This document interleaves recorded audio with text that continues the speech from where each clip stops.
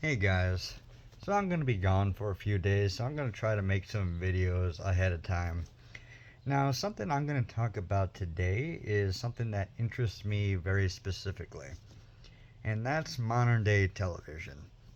Now, I mentioned this before, I mentioned other shows that I'm interested in, such as Invincible, and how that I don't like watching these shows because given the way modern politics is and the way that Hollywood is, I know that they're eventually going to ruin these shows, making it absolutely impossible for me to enjoy them.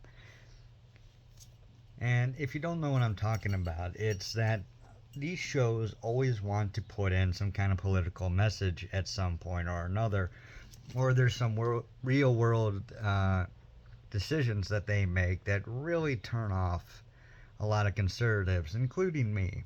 Despite the fact that I'm not a total conservative, there's a lot of liberal views that I hold. I still get very annoyed whenever I see these pop up to the point where it's very difficult for me to ever actually endorse or ever want to watch these shows. For Invincible, for example, they have done a lot of race swapping and they have changed the story to make the women stronger and more badass. When it just doesn't make any sense to. For example, they wanted to make Amber into like someone who realized who and what Invincible was in the show, whereas in the comic book, she was just a guy. She was just a woman that Invincible liked, and kind of just dealt with things as they came. And when she found out that Invincible was, her boyfriend, she was actually totally excited about it. But she would get upset that uh, Mark would leave for long periods of time. And eventually she went and talked to another guy and was thinking about dumping him. And then when Mark came and dumped her first, she was actually kind of happy about it. Whereas in the show, they made her less emotionally mature. She figured out on her own that Mark was invincible, and then when he eventually told her, she acted really selfishly. And this was supposed to make her into an awesome, smart girl boss, where it just made it seem like she didn't care about the lives of anyone outside of her own little reality. Because she didn't care that Invincible was going out and saving the lives of others, and that's more important than spending personal time with her. Like, it just made her come off as a complete and utter bitch. And it's like the tiny stuff like that that makes me hesitant to actually support these shows because when they're changing small stuff like that, take like changing their race, changing their political views, changing like how they react to certain scenarios to make them more awesome, when it just makes them more psychopathic, then you don't know what kind of changes they're going to make in the future. Like I can enjoy the show for maybe one or two seasons and I give them money and then it turns out that they completely change how a complete storyline works out later on, and that completely changes the entire context and makes all the characters come off way worse than they did in the comic book. And if I want to deal with that kind of crap, then why the hell would I, ever want to give these people money? The fact that I give them money at all would be supporting somebody that is just going to trick me later on. And they're going to use that money to stay in business where I would want them to go out of business. Now, shows like Invincible have outright gone out their way to change massive portions of the actual show from what the comic books were. And you can say it makes things more interesting because you don't know what's going to happen, but when a lot of those changes are questionable, such as, for example, they made the Queen of Atlantis being way eviler than she was in the comic books, where in the comic books she was just like She was upset that her husband died. She was being comforted by Nolan about it, even though it turned out he was the one who actually did it.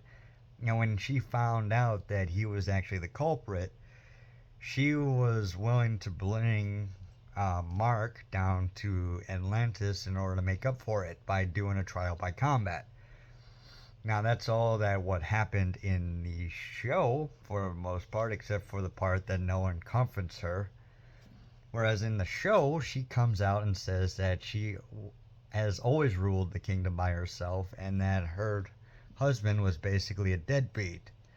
Again, that was not in the actual comic. And then in the comic book, she was actually looking forward to Mark winning the trial by combat because in the comic book, that would mean that she would have to marry him. And she would actually have a very graphic scene with him in front of her whole kingdom. And producing a new heir, let's just say, in front of the whole kingdom. Yeah, it was pretty, like, wild what the original comic book had. And in the end, Mark helped her bodyguard actually win the trial by combat instead because the bodyguard was in love with her. And that was seen as good enough for her. And, well, again, they completely changed that to make it, in my opinion, less interesting, just making her into a girl boss instead of somebody who was more forgiving, kinder, less of a bitch again. Now, taking out the whole stuff where they would have to mate in front of the entire kingdom, I get that part, but still at the same time, it is, these small changes add up on top of each other to the point it's like you're not telling the original story as it was, you're telling the story as if you regret the way you wrote it in the first place. Now, this has happened a few times here or there with other series where, like, somebody will completely change the story from what they wrote like 20 years ago because it's offensive now. We have to account for modern sensibilities, which no. What made these comics and shows interesting when they were first made was because that they didn't care about modern sensibilities. And they just did what was funny. This is why iDubbbz doing what he did and apologizing for his past shows, his past like videos. It's such a stupid thing to do. Like taking a dump on the stuff that made you popular and then calling out anybody who enjoyed it as toxic or like in some manner evil is just an absolutely wild thing to say or do with people that, you know, who looked up to you, that admired your work, saying that, oh, everything I did when I was in my 20s is horrible. I'm ashamed that I made this stuff. And, like, and then you, like, crap all over your fan base for enjoying your old videos. Again, it just comes off as, you know, like you're preaching to the people who just liked what you did. You're just taking a dump all over your fan base. Now, what show I'm specifically talking about now is Rick and Morty. Now, if you don't know, Justin Roiland was one of the two creators of the show. And when Rick and Morty was coming out, when it was first starting, it had started to come out, I think, before I joined the military. And it was going on even, I mean, it's still going on. But when I was at my first duty station, one of my, not my officers, one of my NCOs was a huge fan of the show. And it turned out later on he had borderline personality disorder, like he was a little bit of a psycho. And I got along with him okay, but he was always kind of, like I said, he was always kind of like antisocial in a way that I didn't appreciate. Like, I would work long hours after everyone had left, and I would be on my own trying to finish up work in the office. And he and his girlfriend, who had a kid outside of marriage, had caused a lot of problems for the command. But because they both graduated at the top of their individual classes, they were seen as like uh, not expendable, I guess. They couldn't be kicked out of the military despite the fact that it's a huge no-no to be sleeping with your coworkers.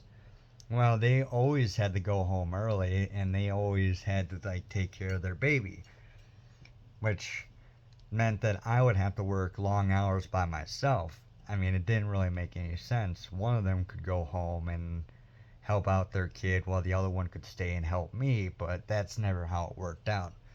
Anyways, my NCO was a huge fan of Rick and Morty. And that even back then, this was like 8 years ago, 7 years ago, however long.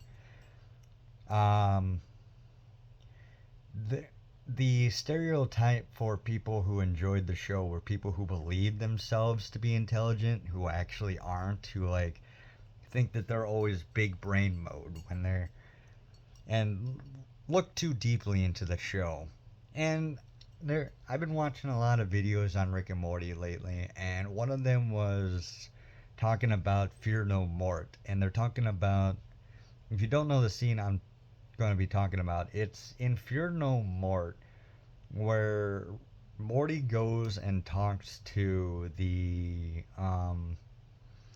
Twilight Zone guy and basically asks him about like Rick and the Fear Hole. Now, if you don't know the episode, in the episode, they go to a Denny's, which is an advertisement for Denny's, and at this Denny's, there's this thing called the Fear Hole. And if you jump into the Fear Hole makes you go through every single one of your fears until you recognize what your greatest fears are and forces you to fight through them. When you come out of the Fear Hole, you have eliminated all your fears, or you have at least confronted them enough to the Fear Hole's satisfaction, and the Fear Hole feeds off this fear, like literally getting sustenance out of it. Well, as Morty is trapped in the Fear Hole, trying to figure out like what fears he needs to actually confront to get out of the hole, he goes and talks to the uh, guy who's in charge of this Fear Hole. And that it's not actually him, it's a representation of him in this weird dream reality that he has to confront all his fears. And he talks to the guy, and the guy basically says to him that everyone fears love, but it takes a real genius to fear being happy. And in this video analyzing this episode, the guy makes fun of people who think of this as really deep because he breaks down the actual speech the guy is making, and it's basically just, hey, eventually your relationship will break apart, or one of the people involved in the relationship will die early. Amazing. And I have to agree with the guy because that is very common in relationships. It's not, you don't, a lot of people fear being happy. You don't have to be intelligent to fear being happy. Now, again, the show has a fan base that believes themselves to be like the top level intelligence, and they agree with Rick's nihilism, and that you have to be truly nihilistic, you have to be like an absolute genius. I can't tell you just how much is wrong with that, because I have to point out again that one of the most intelligent people in human history, Albert Einstein, was actually very religious. Very, very religious. And someone of that intelligence does not have to be nihilistic. In fact, if you watch like videos of like Albert Einstein, like that video of him driving in a circle on a tricycle, yeah, dude was a very happy man. Now he did have issues with the, let's say, the more extreme version of the at the then time modern day Germans. In fact, he broke off a relationship with one of these mid century Germans, if you know what I'm talking about. And he was the one who wrote FDR a letter basically saying that the atomic bomb was real and they could make it if they used neutrons as the dominoes to set off a cascade effect that would set off the nukes. So I mean, he had his own demons, especially since he married like his third cousin. But well, again, he was never nihilistic. He always found happiness, even in his darkest moments. He wasn't afraid to be happy, which kind of like disproves the whole like philosophy of Rick. Now, again, writing about. I'm sorry, I got distracted. It's just like the fan base of Rick and Morty can be pretty dumb sometimes, thinking that they're absolute geniuses when they're not. And that was one reason I never really got into the show, despite the fact that I would watch a bunch of the clips online. I never actually bought any episodes. And what happened with Justin Roiland also kind of screwed with me, because he had been accused by a former partner of abuse of some sort or another, and it seemed to be that they were trying to get him ousted as his position inside the company as one of the main creators, when he actually hadn't done anything wrong. Before he had even gone to court or been proven to have done anything, they had already fired him and replaced him as a voice actor for the show and ousted him as one of the writers.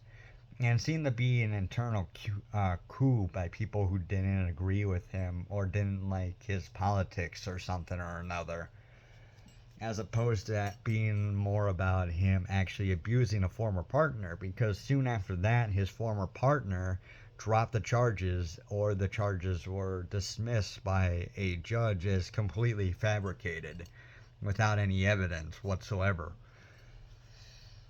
And again, when you have that kind of internal politics going on in Hollywood, I always suspect that it has something to do with the creator being a conservative of some sort, or not going along with the party lines of the Democrats, or having like some kind of minor, like having done minor like microtransactions against people in the company, because that was basically what he was accused of within the company itself, that he was like engaging in some kind of like harassment against his employees, which generally just means is that he was slightly rude occasionally, and they took it like way harsher than it actually was meant to be.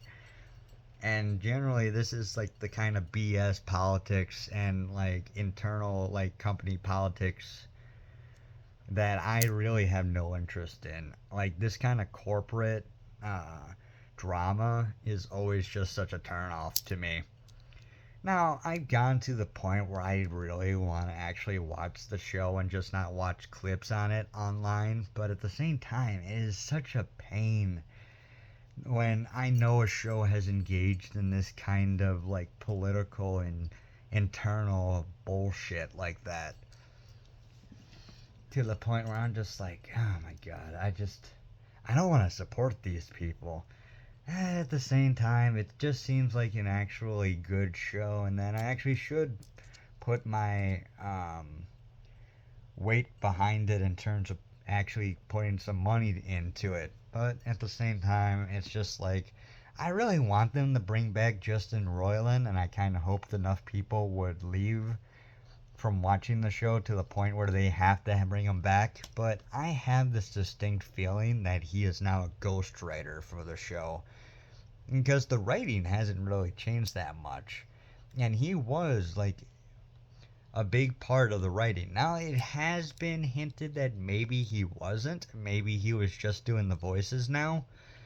But I don't think that's true. I think they actually have him like hired on the side to help with the writing. They just didn't want him to be in the office anymore. But I don't know. If anyone's got any information about this, please send a comment below if you think Justin is still writing for the show behind the scenes and he's still getting a stipend for it. I don't know, man, but I think what happened to him was complete BS, and it kind of makes it difficult for me to actually decide to get into the show. But given how good it is and how deep the lore has gotten, it feels like something I should support now. But I don't know. Again, tell me down below what you think. This will be my video for Thursday, I think. So, I'll see you guys later. Bye bye for now.